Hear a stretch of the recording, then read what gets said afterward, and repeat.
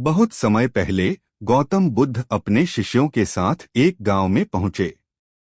बुद्ध की ख्याति दूर दूर तक फैली हुई थी और लोग उनकी शिक्षाओं को सुनने के लिए बड़ी संख्या में एकत्रित हुए। उसी गांव में एक धनवान व्यापारी भी रहता था जिसका नाम समृद्ध था। वह बहुत अमीर था और अपनी संपत्ति पर गर्व करता था, लेकिन उसकी सबसे बड़ी चिंता यह थी कि वह अपनी संपत्ति को खो न दे। एक दिन समृद्ध बुद्ध के पास पहुंचा और बोला, गुरुदेव, मेरे पास बहुत धन है, फिर भी मैं हमेशा भय में जीता हूं कि कहीं यह सब नष्ट न हो जाए। कृपया मुझे बताइए कि असली दौलत क्या होती है। बुद्ध मुस्कुराए और बोले, समृद्ध, तुम्हारे सवाल का उत्तर मेरे पास है, लेकिन पहले तुम्हें एक कार्य करना होगा।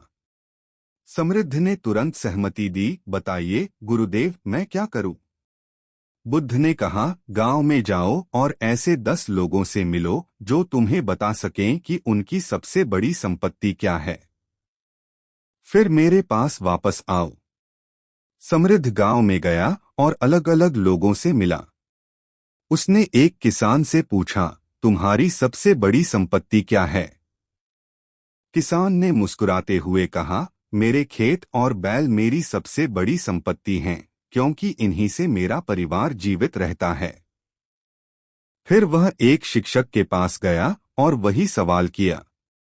शिक्षक ने उत्तर दिया, मेरा ज्ञान ही मेरी सबसे बड़ी संपत्ति है, क्योंकि इससे मैं कई लोगों का जीवन सुधार सकता हूँ।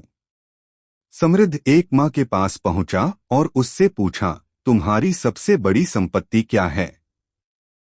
माँ ने अपने बच्चे की ओर इशारा करते हुए कहा, मेरा बेटा ही मेरी सबसे बड़ी दौलत है। समृद्ध ने कई लोगों से पूछा और हर किसी का उत्तर अलग था। कोई अपने परिवार को अपनी दौलत मानता था, कोई अपने ज्ञान को और कोई अपनी ईमानदारी को। थका हुआ लेकिन सोच में डूबा समृद्ध बुद्ध के पास वापस लौटा और कहा, गुरुदेव, हर व्यक्ति की संपत्ति अलग अलग है। कोई अपने खेत को, कोई अपने ज्ञान को और कोई अपने परिवार को सबसे बड़ी दौलत मानता है। अब मुझे बताइए, असली दौलत क्या होती है? बुद्ध ने मुस्कुराते हुए उत्तर दिया, समृद्ध, असली दौलत वह नहीं होती जो केवल धन में हो। असली दौलत वह होती है जो तुम्हारे जीवन को समृद्ध बनाती है, जैसे प्रेम, ज्ञान, परिवार और अच्छे कर्म। धन कभी भी खो सकता है, लेकिन जो अच्छाइयाँ तुम अपने जीवन में अर्जित करते हो, वे कभी नष्ट नहीं होती। समृद्ध को बुद्ध की शिक्षा समझ आ गई।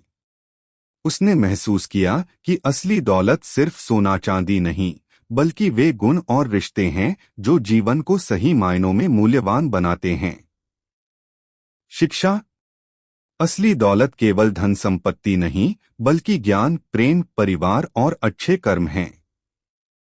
जो चीजें सदा हमारे साथ रहती हैं, वही हमारी सबसे बड़ी संपत्ति होती हैं।